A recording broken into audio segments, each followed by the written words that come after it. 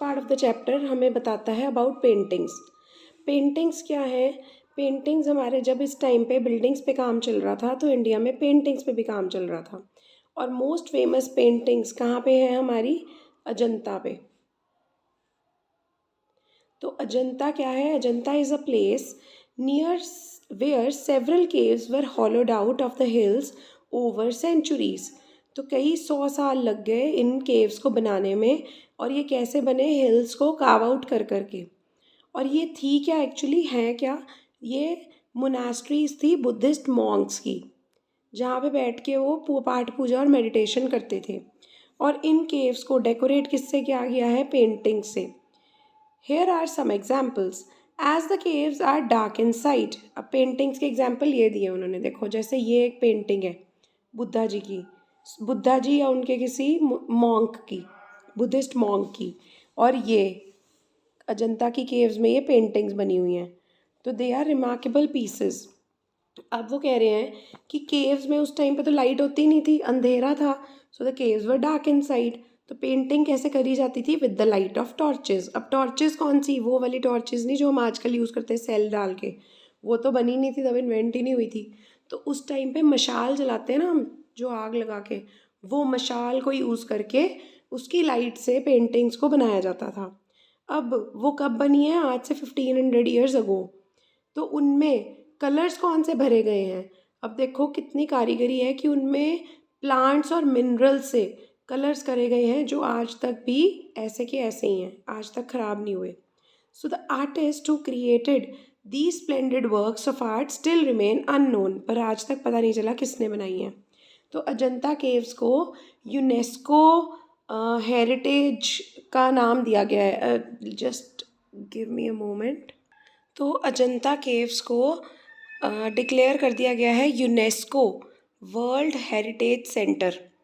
तो ये बड़ा ही मतलब सही तरह से, ये महाराष्ट्र में एक्चुअली, और बड़ी सही तरह से केव बनाई गई हैं कि पूरा आसपास फॉरेस्ट है और वाटरफॉल्स हैं, उनके बीच में ये हिल्स फाइंड आउट करके लोकेट करके बीच में केव्स बनाई गई कि नेचर में बैठ के जो बुद्धिस्ट मॉन्क्स थे वो वहाँ पे बैठ के मेडिटेशन करें और पाठ पूजा कर सकें।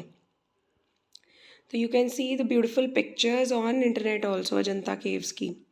अब यहाँ पे आ गई पेंटिंग्स की बात, ख़त्म। तो पेंटिंग्स के बारे में बस इतना ही बताया गया है।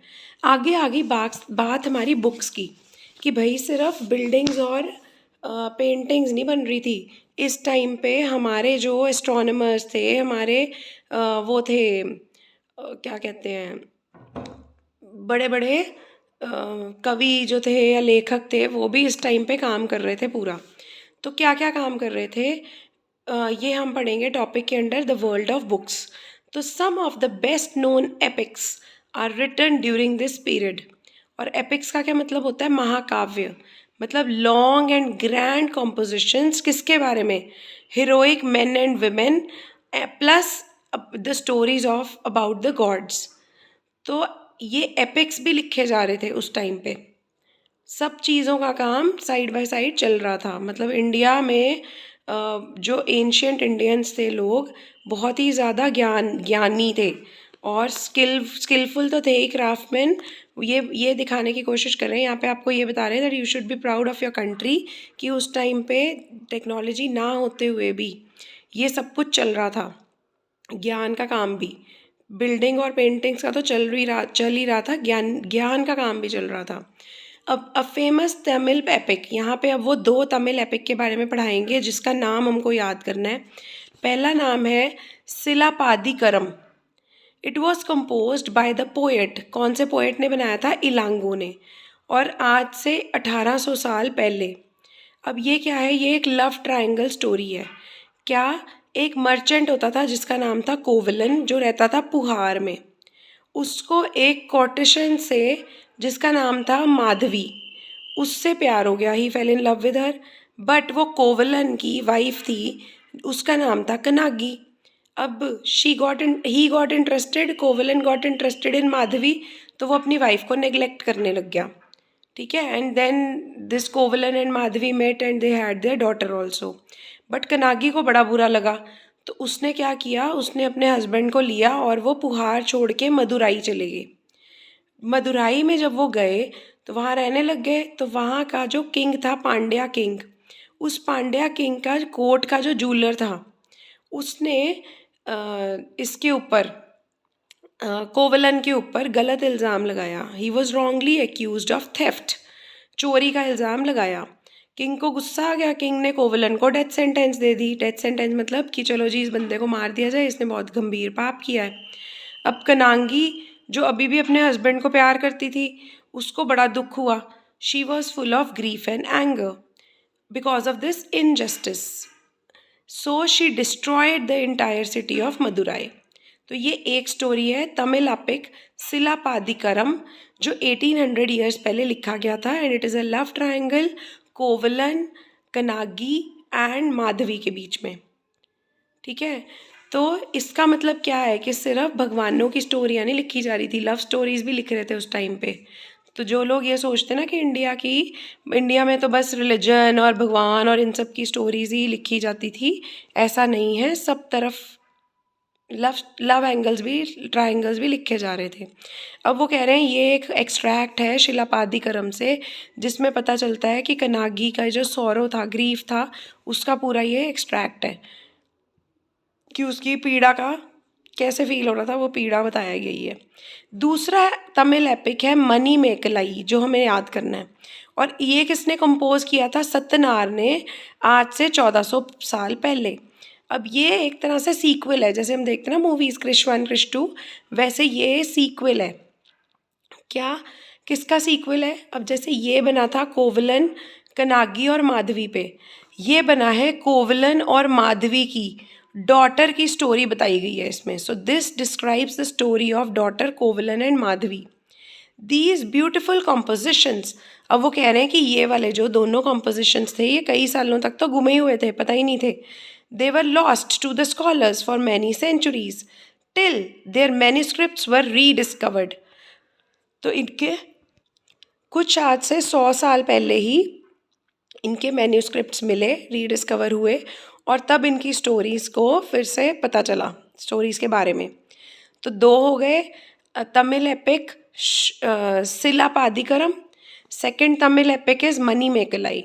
सिलापादिकरम किसने लिखा था? इलांगो ने। मनी मेकलाई लिखा है सतनार ने। ये सिलापादिकरन करम कब लिखा था? 1800 ईयर्स अगो। मनी मेकलाई कब लिखा था? 1400 ईयर्स अगो। अब वो कह रहे हैं कि इनके साथ साथ संस्कृत पे भी काम चल रहा था। तो संस्कृत के जो राइटर हैं बहुत ही महान, कालिदास जी, वो भी इसी टाइम पे काम पे लगे हुए थे। उन्होंने एक बहुत ही बेस्ट नोन पोएम लिखी, जो उनकी बेस्ट नोन पोएम है मेघदूत। मेघ का मीनिंग होता है क्लाउड्स, एंड दूत का मतलब होता है जो बंदा मैसेंजर लेके जाता, जो मतलब मैसेज लेके जाता है। सो दूत मीन्स मैसेंजर।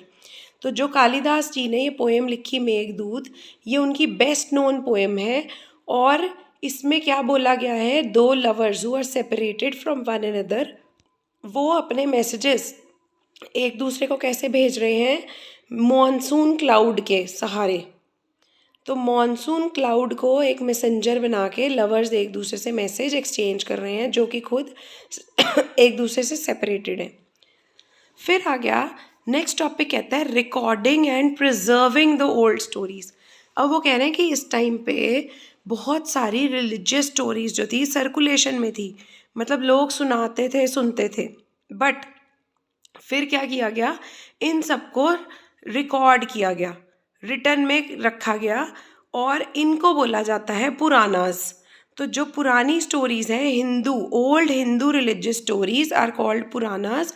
एंड पुरानास का लिटरल मीनिंग क्या होता है? ओल्ड। तो पुराना का मतलब ओल्ड। अब इनमें कौन सी स्टोरीज हैं? इनमें स्टोरीज हैं अबाउट गॉड्स एंड गॉडेसेस। कौन से गॉड्स एंड गॉडेसेस की? विष्णु, शिवा, दुर्गा, पार्वती। तो इन सारे गॉड्स जिनकी पूजा होती थी, उन्हीं की स्टोरियाँ लिखी जाती थी। दे कंटेन, नंबर 2, पुराण में क्या बताया जाता था कि इनकी वर्शिप कैसे की जानी है, how they are to be worshipped. Number 3, और कौन सी स्टोरीज होती थी कि ये दुनिया कैसे बनी, about the creation of the world, या फिर अबाउट किंग्स। तो 3 पॉइंट्स हैं कि जो ओल्ड हिंदू रिलीजियस स्टोरीज थी, उनको कंपाइल करा गया वो सारी सर्कुलेशन में थी, उनको रिटन डाउन करा गया, उसका नाम रख दिया Puranas. So they are old religious stories. अब ये पुरानास किस किस चीज़ के ऊपर है? Number 1, they contain the stories of gods and goddesses. Number 2, how they are to be worshipped. Number 3, accounts about creation of the world and about the kings. अब ये पुरानास जो है सिंपल संस्कृत लैंग्वेज में है और कोई भी बंदा इनको सुन सकता है, including women and Shudras. Shudras मतलब लो कास्ट के लोग जिनको मानते हैं, ग्रुप 4 टाइप जो लोग होते हैं. तो कह रहे हैं कि ये जो पुरानास होते थे ना, ये कोई भी पढ़ सकता था, यहाँ तक कि विमेन और शूद्रास भी पढ़ सकते थे. मतलब कि वो लोग जिनको वेदास पढ़ने की परमिशन नहीं थी. तो पुरानास हर कोई पढ़ सकता था एंड देवर, और सुन भी सकता था. और ज़्यादातर ये कहाँ पे रिसाइट करे जाते थे? In the temples by the priests, और people use to listen to them. लोग जाते थे सुनने के लिए. ठीक है. देन अभी हमने 2 तमिल के एपिक्स करे, एक हमने संस्कृत की पोएम करी कालिदास जी की मेघदूत, और फिर हमने कहा कि पुरानास, जो पुरानास क्या थी? रिलीजियस स्टोरीज थी, उनको कंपाइल किया जा रहा था और उसका नाम रख दिया पुरानास. पुरानास में क्या क्या इंक्लूड होता है कि सिंपल संस्कृत लैंग्वेज में है, और उसमें कुछ किस किस की स्टोरीज हैं? गॉड्स एंड गॉडेसेस की, how they are to be worshipped, and about the creation of the world and about the kings. अब बात करते हैं 2 संस्कृत के एपिक जो हमने लॉकडाउन में भी पढ़े देखे हैं, महाभारत और रामायणा.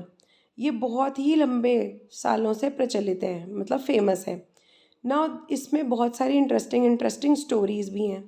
तो महाभारत के पहले पढ़ते हैं. महाभारत थी क्या? Mahabharat was a fight between cousins who were Pandavas and Kauravas. तो ये कजन्स थे, उनके बीच में लड़ाई थी. किसके लिए? To gain control to the throne of Kurus. तो कुरु जगह थी, और उसकी कुरु की कैपिटल क्या थी? कुरु में भी रिलेटेड टू कुरुक्षेत्र. तो हस्तिनापुर उसकी कैपिटल थी कुरु की. अब ये लोग आपस में लड़ रहे थे कि उसका राज किसके अंडर आएगा. Now this story itself was an old one, but it has been written down in the form in which we know it today about 1500 years ago. तो वो कह रहे स्टोरी तो बड़ी पुरानी है, बट आज से 1500 साल पहले लिखी गई है. ठीक है. अब दोनों जो पुरानास एंड महाभारतास हैं, वो दोनों कंपाइल किसने करी है? व्यास जी ने. तो वेद व्यास बोलते हैं ना, उन्होंने क्या किया? महाभारत को एंड पुरानास को कंपाइल किया.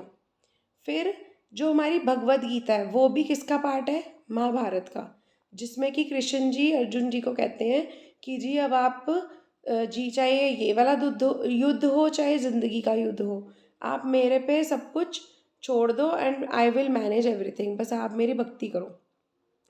तो ये सारा जो भगवद गीता का ज्ञान है ये महाभारत का ही पार्ट है. ठीक है. इसको अलग से भी पढ़ते हैं. Now second is Ramayana. Ramayana का किसके बारे में है? It is about Lord Ram who was prince of Kausala, and Kausala की कैपिटल थी अयोध्या. तो वो किंग था कौसाला का, और वहाँ पे उनको क्या हुआ? उनको पनिशमेंट मिली. He was sent to exile. तो व्हेन ही केम बैक, तो नहीं, अब जब वो एग्जाइल में गए तो एग्जाइल क्या होता है? वनवास. वन में रहने गए, वास करने गए जंगल में. तो जब उनकी वाइफ वहाँ पे थी, वनवास कर रही थी, तो उनकी वाइफ का हो गया एब्डक्शन. एब्डक्शन का मतलब किडनैपिंग. तो किसने करी थी किडनैपिंग? अरे भाई बोलो. तो किडनैपिंग किसने करी थी? लंका के राजा ने, जो है Ravana. And Rama had to fight battle to get her back. He won and return to Ayodhya. जब वो जीत गए तो वो वापस आ गए Ayodhya, and Ayodhya was capital of Kausala. So he came back after his victory. Like Mahabharata, this was an old story which is now written down. और ये किसने लिखी है? वाल्मीकि जी ने, इन संस्कृत. और हम जो आजकल पढ़ते हैं हिंदी वर्जन, वो लिखा है तुलसीदास जी ने, जो हम रामायण पढ़ते हैं. ठीक है. तो यहाँ पे ये बता रहे हैं पुरानास पे काम चल रहा था. पुरानी स्टोरीज जो थी पुरानाज में लिखी गई। पुरानाज में किस किस बारे में है, तो गॉड्स एंड गॉडेसेस की, how they are to be worshipped, and creation of world कैसे हुई, किंग्स वगैरह की स्टोरीज। अब ये सिंपल संस्कृत लैंग्वेज में थी, कोई भी पढ़ सकता था। विमेन और शूद्रास तक भी पढ़ सकते थे जिनको वेद पढ़ने की नॉलेज नहीं थी। फिर 2 संस्कृत एपिक है महाभारत। महाभारत क्या है, इट इज़ अबाउट अ लड़ाई fight between Pandavas and Kauravas for the throne of Kausala and its capital Hastinapur. अब इसके साथ साथ ये महान लोग संस्कृत में तमिल में लिख रहे हैं, इसके साथ साथ कुछ स्टोरीज थी जो ऑर्डिनरी पीपल भी सुनाते थे, या फिर जो वो सॉन्ग्स कंपोज करते थे, पोएम्स कंपोज करते थे, डांस करते थे और प्ले करते थे, प्लेस को परफॉर्म करते थे।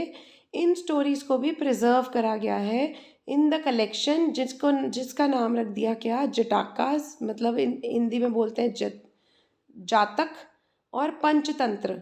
तो हम पंचतंत्र की स्टोरीज सुनते हैं जिसमें एनिमल्स एक दूसरे से बात कर रहे हैं या ह्यूमंस एनिमल से बात कर रहे हैं, तो बड़ी इंटरेस्टिंग स्टोरीज होती हैं। तो इस टाइम पे जो लोग ऑर्डिनरी लोग, तो देखो जो हिंदू रिलीजियस स्टोरीज हैं वो लिखी गई थी पुराण्स में, और जो ऑर्डिनरी लोगों की स्टोरी हैं उनको कंपाइल करा गया जटाकास में, जातक्स में, हिंदी में जातक, इंग्लिश में जटाकास, एंड पंचतंत्र में, which were written down around this time. और इसी टाइम पे ये सब लिखी जा रही थी। Some from the stories from Jataka were often shown on the pillars of stupas and in paintings in places such as Ajanta. तो इन जातक्स की जो स्टोरीज है ना, उनको अजंता के केव्स पे भी देखा जा सकता है। एंड जातक की स्टोरीज को स्टूपास के रेलिंग्स पे भी देखा जा सकता है। तो ये आ गया कि जो पुरानी स्टोरीज थी लिखा भी जा रहा था और प्रिजर्व भी करा जा रहा था। अब चाहे वो पुराना हो, हिंदू रिलीजियस स्टोरी होगी पुराना, चाहे ऑर्डिनरी पीपल की हो, मतलब जातक हो गए या पंचतंत्र हो गए, कोई भी, चाहे वो संस्कृत हो चाहे वो तमिल हो, सारे रिकॉर्ड भी किए जा रहे थे और प्रिजर्व भी किए जा रहे थे साथ के साथ। देन नेक्स्ट टॉपिक आ जाता है हमारे पास। अब ऐसे ही एक स्टोरी ऑर्डिनरी लोगों की जो स्टोरी है वो बताई गई है यहाँ पे, the story of a monkey king. इसमें क्या बताया गया है कि एक ग्रेट मंकी किंग था जो कहाँ रहता था, बैंक्स ऑफ गंगा इन हिमालयाज। तो हिमालयाज में गंगोत्री ग्लेशियर है जहाँ से गंगा स्टार्ट होती है, वहाँ से गंगा स्टार्ट होती है, तो वहाँ पे बेस्ड है ये स्टोरी। तो वहाँ पे बैंक्स ऑफ गंगा पे एक मंकी किंग रहता था, एक मंकियों का राजा जिसको बोला गया है मंकी किंग। उसके 80,000 फॉलोअर्स थे, मतलब 80,000 मंकीज उसको फॉलो करते थे। अब वहाँ उनके पास एक स्पेशल मैंगो ट्री था जिसका फ्रूट बहुत ही एक्सक्विजिट था, स्पेशल था, और वो उसको क्या करते थे, मंकीज उसको खाते थे उस ट्रीज को। एक दिन क्या हुआ कि उसका पेड़ का एक जो वो था फ्रूट था, सॉरी, जो मैंगोज को खाते थे मंकीज, ठीक है। तो एक दिन क्या हुआ, जो मैंगो था, राइप मैंगो, मतलब पका हुआ पूरा मैंगो, वो उस रिवर में गिर गया एंड फ्लोट करते करते वाराणसी पहुंचा। वाराणसी में एक राजा नहा रहा था रिवर में, उसके हाथ वो मैंगो लग गया। उसने मैंगो टेस्ट किया तो वो कहता, वाह जी वाह बल्ले, ये तो बहुत ही स्वाद है। तो उसने अपने जो सेवक थे उनको ऑर्डर दिया कि भाई साहब जाओ ये ढूंढ के लाओ, मुझे चाहिए। अब उस टाइम पे क्या होता था, राजे की बात माननी पड़ती थी, ऑर्डर दे देता था, जो पसंद आ गया चख के ले आओ। तो वो उसने कहा कि लेके आओ जी, ये ढूंढो ये कहाँ से आ रहा है आम, हमने तो आज तक नहीं खाया ऐसा। तो ढूंढते ढूंढते ढूंढते उसके बंदे कहाँ पहुँच गए, हिमालयाज में। वहाँ पे किंग और उसके courtiers had their fill of mangoes, इन्होंने खूब मैंगोज खाए। रात को किंग ने देखा कि सारे जो वो थे मंकीज थे वो तो मैंगोज के ऊपर फीस्ट कर रहे हैं, पार्टी कर रहे हैं। तो उसको लगा ये लोग तो सारे मैंगोज ही ख़त्म कर देंगे, हम क्या खाएंगे। तो ये एक फ़ोटो है देखो जिस पे स्टोरी दिखाई गई है। तो उसने क्या करा, उसने कहा कि ना अपने ऑर्डर दिया कि इन सबको मार दो, भी ये पार्टी करी जा रही है, इन्हें तो मैंगो सारे ख़राब कर देने या मतलब ख़त्म कर देने हैं, इनको जी मारो। तो उनको ऑर्डर दे दिया कि इनको मारना पड़ेगा। देन किंग ऑफ मंकी ने ये सारी बातें सुन ली या उसको पता लग गई। तो अब देखो उस टाइम के किंग्स का क्या स्पेशल बात बताई है कि वो अपनी जान की परवाह करते हुए बिना भी दूसरों की उसको ज़िंदगी को बचा लेते थे या दूसरों का ख्याल रखते थे। अपना ख्याल अपने से पहले दूसरों के बारे में सोचते थे। तो अब क्योंकि मंकी किंग था, उसने अपने फॉलोअर्स को बचाना था, तो उस मंकी किंग में भी ह्यूमन किंग की क्वालिटीज़ हैं, एट्रीब्यूट्स हैं। तो उसने क्या करा, उस मैंगो ट्री से ब्रांचेस ब्रेक ऑफ करी, उनको टाई अप किया, ब्रिज बना लिया रिवर के अक्रॉस, और एक साइड से तो अटका दिया, फंसा दिया कहीं पे, दूसरे साइड से उसको खुद लेके खड़े होना पड़ा या बैठना पड़ा, जिसके कारण फॉलोअर्स उसके ऊपर जाते थे तो उन्होंने ब्रांचेस तोड़ी और ब्रिज बनाया। एक हाथ से उसने ब्रिज पकड़ के रखा और अपने फॉलोअर्स को कहा कि क्रॉस करो। अब देखो 80,000 मंकीज़ को क्रॉस करवाया। अब एंड में वो इतना थक गया था that he himself fell down and ले डाइंग, और मर गया वहाँ पे। अब ह्यूमन किंग ने ये सब देखा तो उसको बड़ा ही दुख हुआ। उसने पहले तो रिवाइव करने की कोशिश करी कि ये मंकी किंग उठ जाए, बट जब वो मर गया तब किंग ने the human king he mourned his death, मतलब उसने उसकी डेथ का बड़ा अफसोस मनाया और paid full respects to him, और अपनी पूरी रिस्पेक्ट दी। अब ये जो पूरी स्टोरी है, this is shown on a piece of sculpture which is found at stupa at Bharuch in central India. तो ये वाली जो स्टोरी है ये कहाँ पे पाई जाती है?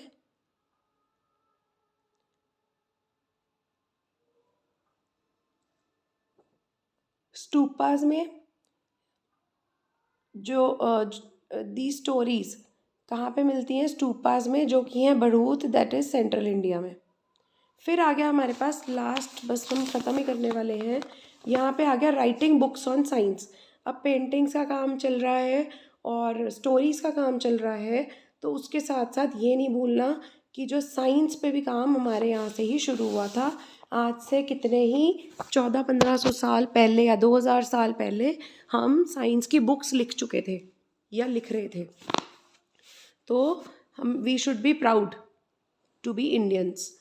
सो कि इतने पुराने टाइम पे जो हमारे मैथमेटिशियंस थे या एस्ट्रोनॉमर्स थे, उन्होंने काम करना शुरू कर दिया था और कर दिया था काम।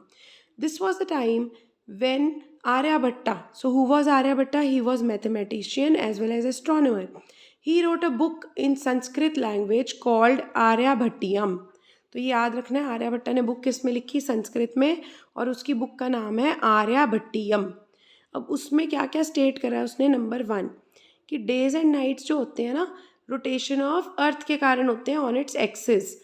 ठीक है, ऐसा नहीं, चाहे हमको ऐसा दिखता है that sun rises in the east and sets in the west, but ये चीज़ एक्चुअली में नहीं है। एक्चुअली में जो दिन और रात हो रहा है because of rotation of the earth on its axis हो रहा है। ये बात आर्यभट्टा ने बता दी थी। Then he developed scientific application for eclipses, के जो इक्लिप्सेस लगते हैं उसने समझाया कि कैसे लगते हैं, कि जब मून बीच में आ जाए धरती और सन के, और या फिर जब सन बीच में आ जाए धरती और मून के, तो उस चीज़ को बोला जाता है इक्लिप्स। इसने उसकी ही भी इंफॉर्मेशन उस टाइम पे दे दी थी। फिर आ गया हमारे पास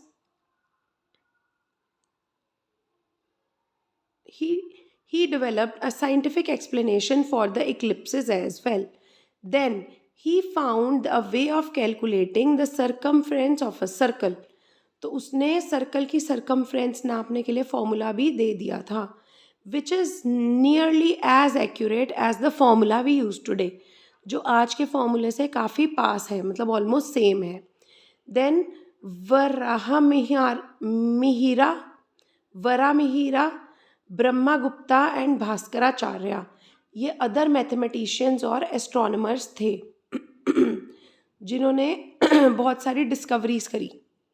तो हमने क्या बात करा? आर्यभट्टा एक एस्ट्रोनॉमर है, मैथमेटिशियन है, और इन्होंने कौन सी बुक लिखी है? आर्यभट्टियम। फिर नेक्स्ट आ गया हमारे पास वरहामीरा, ब्रह्मगुप्ता एंड भास्कराचार्य। ये भी कौन है? हमारे मैथमेटिशियंस और एस्ट्रोनॉमर्स हैं। ठीक है। फिर आ गया हमारे पास ज़ीरो और आयुर्वेद। तो सबसे पहले आयुर्वेद समझते हैं कि आयुर्वेद जो आज की डेट में पूरा वेस्टर्न वर्ल्ड और जिसका बहुत ही प्रचलन है, जो सदगुरु जी और ये सब कुछ आयुर्वेद के टिप्स बताते रहते हैं कि how can we keep our cells healthy. तो Ayurveda which is a system of health science, वो भी एंशियंट इंडिया में डेवलप हो चुका था। The two famous practitioners of Ayurveda, दो बंदे कौन थे? एक है चरक और एक है सुश्रुता। तो पहला नाम है चरक का। तो चरक ने क्या किया था? He wrote remarkable book on medicine, जिसको बोला जाता है चरक संहिता। और दूसरा बंदा कौन था? सुश्रुता संहिता। सुश्रुता कौन था? यह सुश्रुता क्या बताता था? इलैबोरेट सर्जिकल प्रोसीजर्स, सर्जरी करने के प्रोसीजर्स। तो मतलब मेडिसिन, किस बीमारी के लिए क्या मेडिसिन देनी है और कौन सी बीमारी के लिए कैसे सर्जरी करनी है, आँखों की सर्जरी कैसे करनी है, पेट की कैसे करनी है, बाजू की कैसे करनी है, सब सर्जरी के रिलेटिंग उन्होंने सुश्रुता संहिता में लिख दिया है। तो मतलब कि चरक संहिता आयुर्वेदिक वाली, सुश्रुता संहिता जो है वो सर्जिकल प्रोसीजर्स बताने वाली। तो मतलब सर्जिकल प्रोसीजर्स और मेडिसिन का ज्ञान हमें एंशियंट इंडिया में ही हो गया था, बाकियों ने उसके बाद उठाया होगा। फिर एल्सवेयर और कहाँ पे क्या क्या हो रहा था? पेपर बहुत इंपॉर्टेंट पार्ट बन गया, चाहे वो प्रिंट करना हो चाहे वो राइटिंग के लिए यूज़ करना हो। अब पेपर बना कहाँ पे था? चाइना में। और अबाउट 1900 ईयर्स अगो किस बंदे ने बनाया था? काइलन। ही बीट प्लांट फाइबर्स और क्लॉथ और rope and a bark of trees soaked in the water and then pressed and drained and dried pulp to create paper. Even today, handmade paper is made through a similar process. तो आज की date में भी जो handmade paper बनता है वो इसी प्रोसेस से बनाया जाता है। नेक्स्ट आ गया हमारे पास, अच्छा ये ज़ीरो पढ़ना रह गया।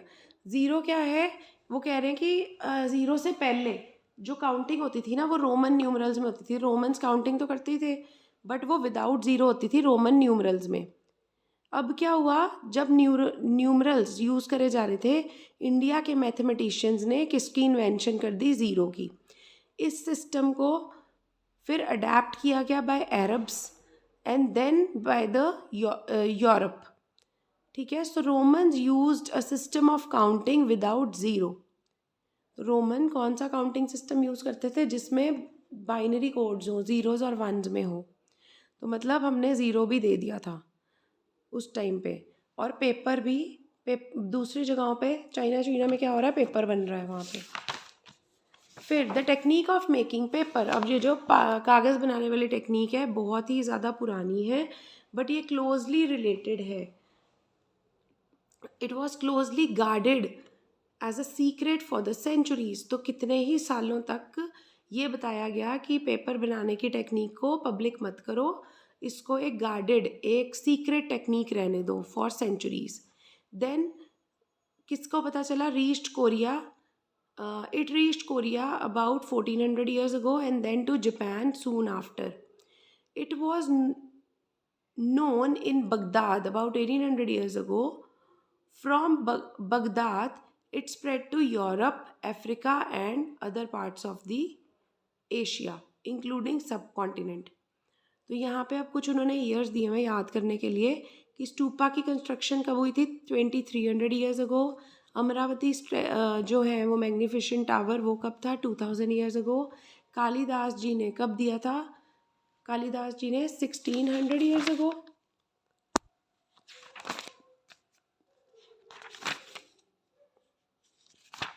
कालिदास का कोई ईयर नहीं लिखा हुआ, सो वी कैन राइट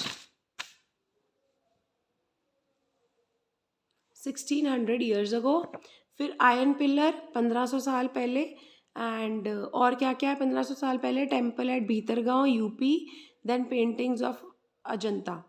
फिर दुर्गा टेम्पल की जो फोटो थी वो कब का था? 1400 ईयर्स अगो। अब हमने यहाँ मैचिंग करनी है। स्टूपा क्या होता है? Stupa is a mount. Then shikhara क्या होता है?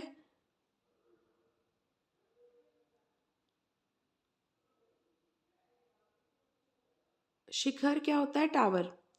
मंडपा क्या होता है? जगह जहाँ पीपल कैन असेंबल। गर्भगृह क्या होता है? सेंटर वाली जगह जहाँ पे image of the main deity will be placed. फिर dash was a great astronomer, Aryabhatta. Stories about gods and goddesses are found in, किस में मिलती हैं गॉड्स एंड गॉडेसेस की स्टोरीज? यहाँ पे हमने पढ़ा था गॉड्स और गॉडेसेस की स्टोरीज, तो Puranas, they contain religious stories about gods and goddesses, तो वो है पुरानास। फिर आ गया dash is recognized as author of Sanskrit Ramayana. तो संस्कृत रामायण किसने लिखी थी? वाल्मीकि जी ने। Dash and dash are 2 Tamil epics. तो तमिल एपिक्स कौन से हो गया? एक मणिमेकलाई, एक शिलापादिकरम। तो जब तक आप बोलोगे नहीं शिलापादिकरम तब तक नहीं याद होएगा। So the chapter here is finished. I hope ये सब क्लियर हो गया है आपको।